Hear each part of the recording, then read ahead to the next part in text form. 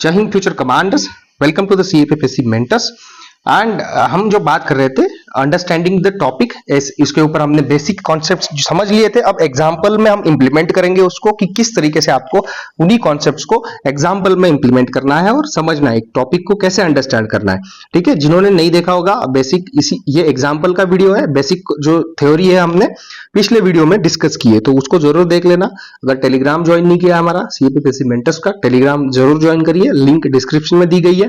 Android app भी है, वहां पे डेडिकेटेड सीएपीएफ की टेस्ट सीरीज और कोर्सेज आपको देखने को मिलेंगे, उसको भी आप डाउनलोड करके चेक कर सकते हो, एक्सप्लोर कर सकते हो। ठीक है, टेलीग्राम का चैनल का नाम है सीएपीएफएससी मेंटर्स। चलो एग्जांपल के तौर पे लेते हैं। हमने ये एग्जांपल लास्ट में वहां पे भी डिस्कस किया था कि किस तरीके से आपको टॉपिक को, कीवर्ड्स को ब्रेक डाउन करना है। तो एग्जांपल है ऐसे topic, is military modernisation leading to unsustainable arms race. ठीक है, यही है, वहां पे भी हमने डिस्कस किया था। अब इसको समझते, अब इस टॉपिक को समझने के लिए आपको 4 पार्ट्स में इसको डिवाइड करना पड़ेगा। देखो ये प्रोसेस बहुत लंबी लगेगी, बट ये आपको करनी पड़ेगी 1 मिनट में। जब आप ऐसे लिखने जाओगे एग्जाम में, तो 1 मिनट के लिए आपको ये एक्सरसाइजेस करनी है। 3 महीने, अगले 3 या 4 महीने यही एक्सरसाइजेस करनी है हर टॉपिक के लिए, और उसको रिड्यूस करना है टाइम को। ठीक है ना, ब्रेनस्टॉर्मिंग जो होती है उसी के लिए ये सब कुछ चल रहा है। तो ब्रेनस्टॉर्मिंग का डिटेल में वीडियो भी आने वाला है। तो पहले आप इसको समझ लीजिए कि 4 पार्ट्स में आपको टॉपिक को समझना है। पहला है कि डिमांड अंडरस्टैंड करो कि सेंट्रल डिमांड क्या है क्वेश्चन की। फिर आपको कीवर्ड्स को ब्रेक डाउन करना है। फिर आपको यूपीएससी क्या एक्सपेक्ट कर रहा है आपको एक्सप्लोर करने के लिए, वो आपको बात करनी है। फिर आपको क्या क्या कोर थीम्स कवर करनी है इस टॉपिक में, वो आपको समझना है। ठीक है, चलो पहला देखते हैं, understanding the demand of the topic. ठीक है, डिमांड अंडरस्टैंड करनी है तो आपको क्या अंडरस्टैंड करना पड़ेगा, रिलेशनशिप किस किस में आपको अंडरस्टैंड करना पड़ेगा। एक होगा मिलिट्री मॉडर्नाइजेशन के बीच में, एक होगा ग्लोबल आर्म्स रेस के बीच में। ठीक है ना, ग्लोबल आर्म्स रेस वो भी अनसस्टेनेबल। ठीक है ना, हमें ये प्रूव करना है लास्ट में कि अनसस्टेनेबल है या नहीं है, क्वेश्चन का यही है। ठीक है ना, क्वेश्चन पूछा गया है कि क्या military modernisation unsustainable arms race तैयार कर रहा है या नहीं कर रहा है, तो ये क्वेश्चन है। ठीक है, तो हम उस पर दोनों तरह से बात करेंगे, मिलिट्री मॉडर्नाइजेशन के फायदे क्या है और जरूरत क्या है उसकी, क्यों किया जा रहा है, और उसकी वजह से मिलिट्री मॉडर्नाइजेशन किस हद तक किया जाना चाहिए और किस तरीके से किया जाना चाहिए जिससे कि अनसस्टेनेबल आर्म्स रेस नहीं तैयार हो। और अभी प्रेजेंट के इसमें हम अगर देखें तो कैसे अनसस्टेनेबल आर्म्स रेस के हमें तैयार होते हुए दिख रही है, इसके ऊपर हमें बात करनी है। अब मिलिट्री मॉडर्नाइजेशन से आप क्या समझते हो, वेपन्स को अपग्रेडेशन कराना, एआई का यूज करना, ठीक है, साइबर वॉरफेयर टूल्स का यूज करना, हाइपरसोनिक मिसाइल्स तैयार करना, ड्रोन्स तैयार करना, न्यूक्लियर डिलीवरी सिस्टम्स तैयार करना, स्पेस बेस्ड टेक्नोलॉजीज तैयार करना, ये सब आपका आ जाता है मिलिट्री मॉडर्नाइजेशन में। ग्लोबल आर्म्स रेस आप देखोगे तो वो अनसस्टेनेबल क्यों दिखेगी, वो इकोनॉमिकली दिख सकती है, पॉलिटिकली दिख सकती है, एनवायरमेंटली दिख सकती है। ठीक है, तो ये हो गया ग्लोबल रेस अनसस्टेनेबल। फिर आपको आ जाता है कि इसका रिलेशनशिप क्या है कि बाकी एस्पेक्ट्स जो है, जैसे डेवलपमेंट के एस्पेक्ट्स है, जो फंड्स जो है वो कैसे डाइवर्ट हो रहे हैं, उसकी वजह से क्या ग्लोबल पीस जो है वो इनस्टेबल हो रही है, क्या डिटरेंस तैयार हो रहा है या नहीं, डोमिनेशन तैयार हो रहा है, डिटरेंस तैयार हो रहा है या डोमिनेशन तैयार हो रहा है। ठीक है, क्या स्ट्रेटेजिक बैलेंस बन रहा है या नहीं बन रहा है। ठीक है ना, जैसे कि मिलिट्री मॉडर्नाइजेशन नेसेसरी हो सकती है, किसी भी नेशन के लिए मिलिट्री मॉडर्नाइजेशन नेसेसरी होगी। कैसे, नेशनल सिक्योरिटी के लिए हो सकती है, डिफरेंस के लिए हो सकती है, या स्ट्रेटेजिक बैलेंस बनाने के लिए। जैसे कि इंडिया के पास न्यूक्लियर वेपन्स थे, पाकिस्तान के भी पास आ गए, एक स्ट्रेटेजिक बैलेंस बन गया, तो कोई किसी पे डोमिनेट नहीं करेगा, और एक डिटरेंट भी बन जाएगा कि फुल स्केल वॉर कभी एस्केलेट होने के चांसेस बहुत कम रहेंगे, क्योंकि दोनों नेशन, अगर दोनों नेशन की लीडरशिप एक मैच्योर्ड है तो वो कभी भी सोचेगी कि छोटे एस्केलेशंस हो पर बड़े एस्केलेशंस कभी ना हो, जिससे कि ऐसा प्रेशर बन जाए किसी गवर्नमेंट पे कि वो डिफेंड करने के लिए न्यूक्लियर यूज करना पड़े। इसलिए हमें बड़े लेवल पे वॉर होते हुए कभी दिख नहीं रहे, पिछले 25-26 साल में तो दिखा ही नहीं है। ठीक है, तो क्या ये ऐसे एडवांसमेंट्स जो है कॉम्पिटिटिव रिएक्शंस तैयार कर रहा है नेशंस में, क्या ये मिलिट्री बिल्डअप हो रहा है, ठीक है, स्पेशली अमंग राइवल स्टेट्स में, क्या ये फंड्स को डाइवर्ट किया जा रहा है, जैसे कि हेल्थ, कहीं ना कहीं फंड्स वहां ज्यादा जा रहा है तो कहीं ना कहीं कटौती होगी आपकी हेल्थ के फंड में, एजुकेशन के फंड में, ठीक है, सोशल वेलफेयर के फंड से। ठीक है, तो ये है आपकी रिलेशनशिप, ये आपको डिमांड अंडरस्टैंड करनी थी, आपको अनसस्टेनेबल है या नहीं है उसके लिए आपको बात करनी है और उसमें ये कीवर्ड्स आने चाहिए। अब कीवर्ड्स को ब्रेक डाउन मैंने पिछले वीडियो में भी बताया था कि 3 कीवर्ड्स में इसको डिवाइड कर सकते हैं। एक होगा आपका मिलिट्री मॉडर्नाइजेशन, एक होगा आपका अनसस्टेनेबल, तीसरा होगा आपका आर्म्स रेस। इसको हम रिपीट नहीं करेंगे, मैंने पिछले वीडियो में इसको समझाया है, ठीक है। आगे चलते हैं। तीसरा, what UPSC aspects from you, ठीक है। व्हाट यूपीएससी, थोड़ा 5-10 मिनट वेट करना। What UPSC aspects from you, पहला तो यूपीएससी एक्सपेक्ट करता है कि वो डिटरेंस क्या है, ठीक है ना, कि डिटरेंस है या डोमिनेशन है, ये आप डिस्कस करो।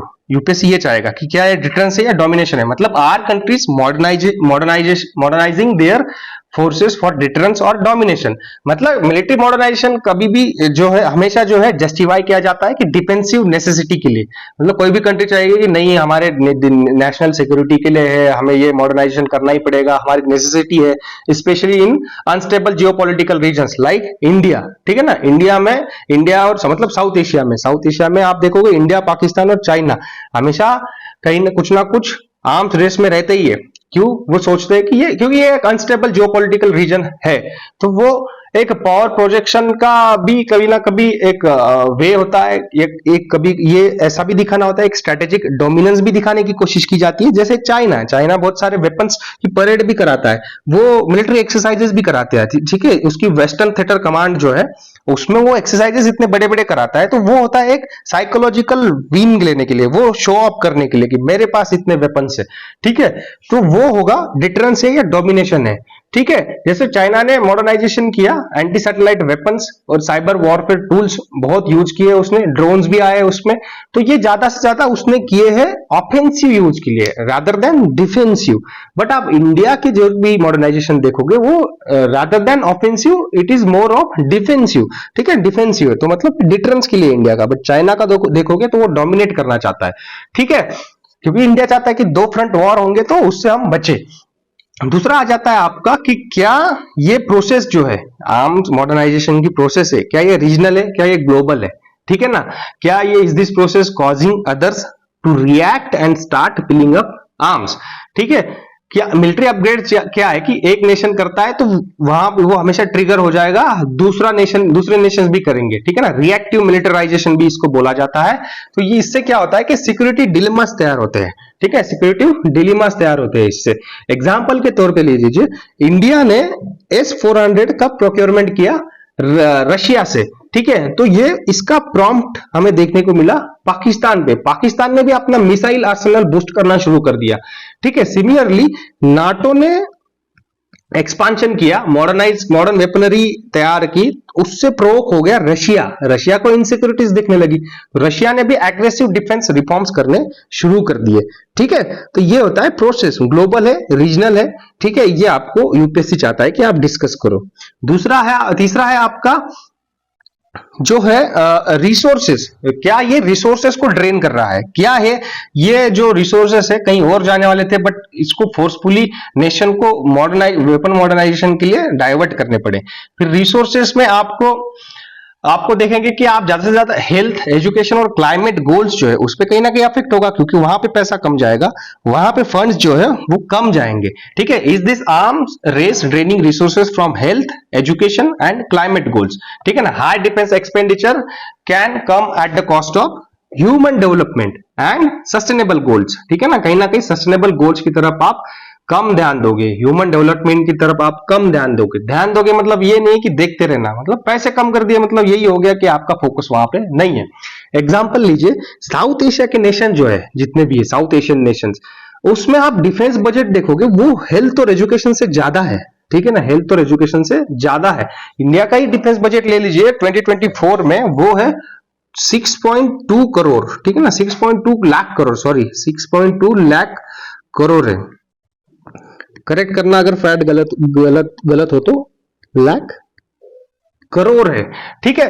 तो ये यहाँ पे दिखता है कि पब्लिक हेल्थ केयर पे और क्लाइमेट मिटिगेशन एफर्ट्स पे पैसे कहीं ना कहीं कमी जाएंगे, ठीक है। हमारे भी हेल्थ बजट और एजुकेशन का बजट जो है वो कम है डिफेंस स्पेंडिंग से, तो ड्रेनिंग रिसोर्सेस ये चाहता है यूपीएससी आपसे डिस्कस करना, ठीक है। फिर ये आपको चाहता है कि क्या ये मॉडर्नाइजेशन हो रहा है, ये बैलेंस हो रहा है, पीसफुल हो रहा है या कोलैबोरेटिव हो रहा है, ठीक है ना। बैलेंस है, पीसफुल है या कोलैबोरेटिव है।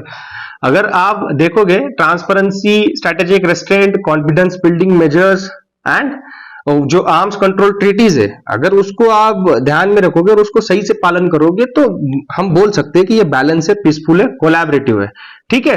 बट अगर इसका आप फॉलो नहीं कर रहे हो, जैसे कि ट्रीटीज होती है, न्यूक्लियर प्रोलिफरेशन ट्रीटी है, केमिकल वॉरफेयर की ट्रीटी होती है, बायोलॉजिकल वॉरफेयर की ट्रीटी होती है, अगर इन ट्रीटीज को आप अगर फॉलो कर रहे हो तो ये हम बोल सकते हैं बैलेंस है, पीसफुल है, कोलैबोरेटिव है।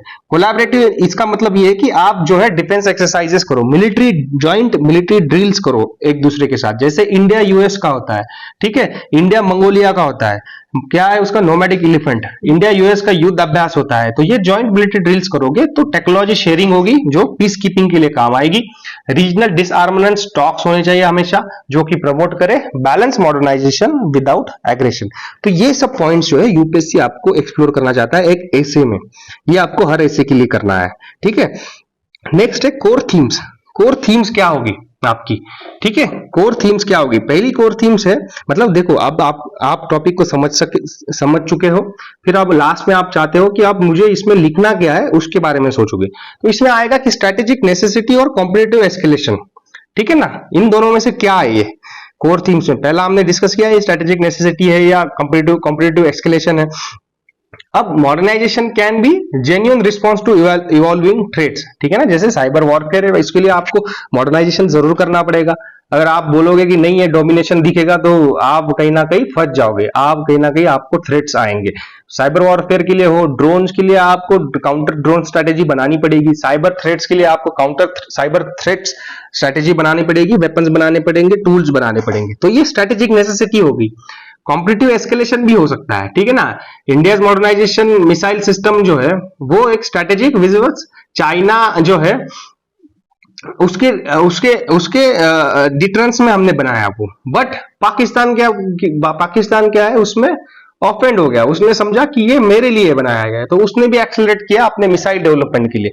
एक्चुअली हम पाकिस्तान के लिए बना ही नहीं रहे थे, वो हम चाइना के लिए बना रहे थे, ठीक है ना। आप अग्नि मिसाइल की जो रेंज है वो 5000 से ऊपर है, तो वो पाकिस्तान के लिए क्यों बनाएंगे, हम चाइना के लिए होगा वो। पर क्या है, पाकिस्तान ऑफेंड हो गया या फिर उसको ऑफेंड कराया गया किसी और नेशन ने, ठीक है, तो उससे क्या हो गया, एक एस्केलेशन का साइकिल तैयार हो जाता है, ठीक है ना, इसी को बोलते हैं कॉम्पिटिटिव एस्केलेशन। स्ट्रेटेजिक नेसेसिटी मैंने समझा दिया एग्जांपल के साथ।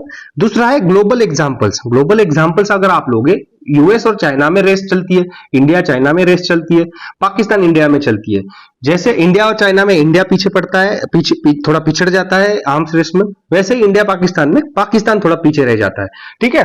तो ये आपको ग्लोबल एग्जांपल्स दिखेंगे।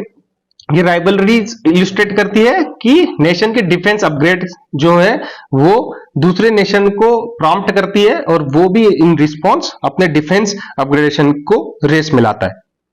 यूएस चाइना का आप देखोगे तो यूएस फोकस कर रहा है इंडो पैसिफिक नेवल मॉडर्नाइजेशन पे, फिर वहीं पे चाइना एक्सपांड करता है अपने नेवल फ्लीट को, उसके एयरक्राफ्ट कैरियर्स को वहां पे लैंड करा देता है, ठीक है। 9 डैश लाइन कहां होती है वो देखो, 9 डैश लाइन में क्या चल रहा है। फिर इंडिया चाइना में यही देखो, गलवान क्लैशेस के बाद इंडिया ने जो है अपना इंफ्रास्ट्रक्चर बढ़ाना शुरू कर दिया वहां पे, ठीक है। राफेल जेट्स भी एलएसी के पास में वहां पे डिप्लॉय कर दिए, ठीक है। वहीं चाइना भी फिर, और चाइना तो पहले से ही ऑफेंसिव था ही, तो उसने इंफ्रास्ट्रक्चर वगैरह बहुत बना रखा था और वो मॉडर्नाइज कर ही रहा था, बट वो और स्पीड बढ़ा देगा वहां पे फिर, ठीक है। तो पाकिस्तान इंडिया में भी आपने S-400 मिसाइल का आपने देखा ही, तो पाकिस्तान ने भी अपना टैक्टिकल न्यूक्स और ड्रोन्स पे फोकस करना शुरू कर दिया। ये हो गए ग्लोबल एग्जांपल्स। अब ये होता है economic and environmental cost of defence spending क्या होती है, ठीक है ना, क्योंकि अब इकोनॉमिक्स कॉस्ट होगी क्योंकि आपने फंड्स जो है वो डाइवर्ट कर दिए, आपके सोशल सेक्टर्स जो है, ठीक है ना, सोशल सेक्टर्स कहीं ना कहीं अफेक्ट होंगे। अब इंडिया में देखो आप, पुअर्टी कितनी है, अनएम्प्लॉयमेंट कितना है, एजुकेशन कितना कम लोगों को मिलता है, ठीक है ना, मिलता भी है तो इफेक्टिव नहीं है। तो आपके सोशल सेक्टर्स को बहुत जरूरत है पैसों की, बट आपको अपने डिफेंस के लिए कहीं ना कहीं पैसा डाइवर्ट करना पड़ रहा है, ठीक है ना। आपके हेल्थ इंफ्रास्ट्रक्चर इतना अच्छा नहीं है, आपका एजुकेशन का इंफ्रास्ट्रक्चर आपका इतना नहीं अच्छा नहीं है, सोशल वेलफेयर, सोशल सिक्योरिटी आपकी इतनी अच्छी नहीं है। सबसे बड़ी बात अनएम्प्लॉयमेंट बहुत बढ़ रहा है, तो वहां पे हम पैसा नहीं खर्च कर पा रहे, जितना करना चाहिए उतना नहीं कर पा रहे। जो फंड्स डाइवर्ट हो रहे हैं वो डिफेंस की तरफ, क्योंकि एक मजबूरी भी है इंडिया की, क्योंकि चाइना ऑफेंसिव है, वो अपना जो भी मॉडर्नाइजेशन कर रहा है वो ऑफेंसिव ऑफेंसिव कर रहा है, ठीक है ना, स्ट्रेटेजिकली ऑफेंसिव हो रहा है वो। तो वो कहीं ना कहीं इकोनॉमिक कॉस्ट है। एनवायरमेंटल कॉस्ट क्या होगी इसमें? एनवायरमेंटल कॉस्ट आप देखोगे कि ये सब जो वेपन्स वगैरह बनते हैं इसकी टेस्टिंग जो होती है वो धरती पे हो रही है, वो कहीं ओशंस में हो रही होगी, वहां की ओशंस में हो रही है तो मरीन लाइफ अफेक्ट होगी, पोल्यूशन होगा। यहाँ पे इंडिया में हो रहा है तो इंडिया में भी आप देखोगे, इंडिया में मतलब लैंड पे हो रहा है तो कहीं ना कहीं इसका पोल्यूशन भी होगा, वाइल्ड लाइफ को भी कहीं ना कहीं हार्म होगा, ठीक है। तो ये एनवायरमेंटल कॉस्ट है। दूसरी कॉस्ट ये होगी कि एनवायरमेंट के लिए आपको क्लाइमेट चेंज की जो पॉलिसीज है उस पर पैसा खर्चा करना बहुत जरूरी है, उसकी टेक्नोलॉजीज बनाना बहुत जरूरी है, बट वो नहीं बना रहे हम, ठीक है। वो मतलब कम बना रहे हैं, कम पैसा दे रहे हैं वहां पे, ज्यादा पैसा हम डिफेंस पे दे रहे हैं rather than climate change technologies पे, ठीक है ना। तो एनवायरमेंटल कॉस्ट भी है उसकी। फिर आर्म्स इंडस्ट्री और प्राइवेट प्लेयर्स का क्या रोल है? भाई आर्म्स इंडस्ट्री और प्राइवेट प्लेयर्स तो हमेशा कोशिश करेंगे, प्रमोट करेंगे कि भाई एस्केलेशंस होते रहे ताकि उनका धंधा हो, उनका पैसा मिले उनको, ठीक है। तो वो कॉर्पोरेशंस प्रॉफिट ओरिएंटेड है, ओरिएंटेड है, और जो भी जितनी भी रेसेस होती है उसमें मैक्सिमम जो एस्केलेशंस होते हैं वो यही प्रमोट करते हैं क्योंकि आर्म्स बेचे जाए, ठीक है। तो आप एग्जांपल्स पे देखोगे तो यूएस बेस्ड लॉकहीड मार्टिन है, ठीक है ना, लॉकहीड मार्टिन है। फिर आपका रेथॉन है, ठीक है।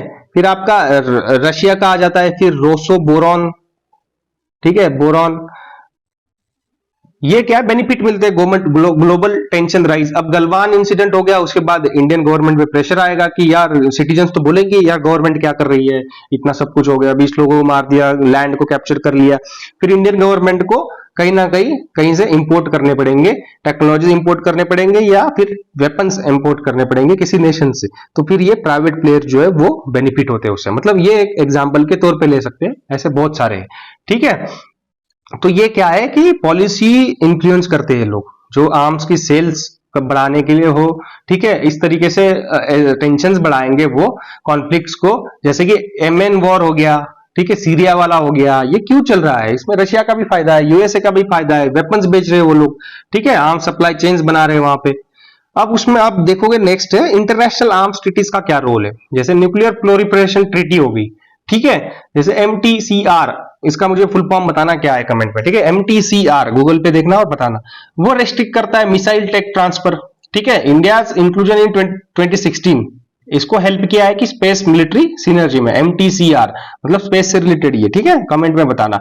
एनपीटी न्यूक्लियर प्लोरिफरेशन ट्रीटी जो है वो लिमिट करता है न्यूक्लियर वेपन्स को प्लोरिफरेट करने के लिए, या उसका जो भी अभी अवेलेबल है उसका यूज किस तरीके से हो उसको वो कंट्रोल करता है, ठीक है। बट इसमें क्या है, इंडिया भी नहीं है, पाकिस्तान भी नहीं है, इजराइल भी नहीं है, ठीक है, न्यूक्लियर प्लोरिफरेशन ट्रीटी में।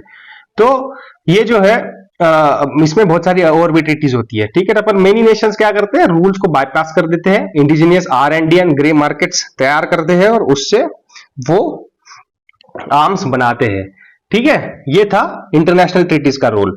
फिर इसका इंपैक्ट पीस पे, डिप्लोमेसी पे और एसडीजीज पे, मतलब सस्टेनेबल डेवलपमेंट गोल्स पे क्या होगा। अब आप बोलोगे ये कहां से आ गया मिलिट्री मॉडर्नाइजेशन में, ठीक है। Sustainable development goals, sustainable development goals में अगर आप गोल 16 देखोगे तो वो कहता है पीस और जस्टिस, ठीक है।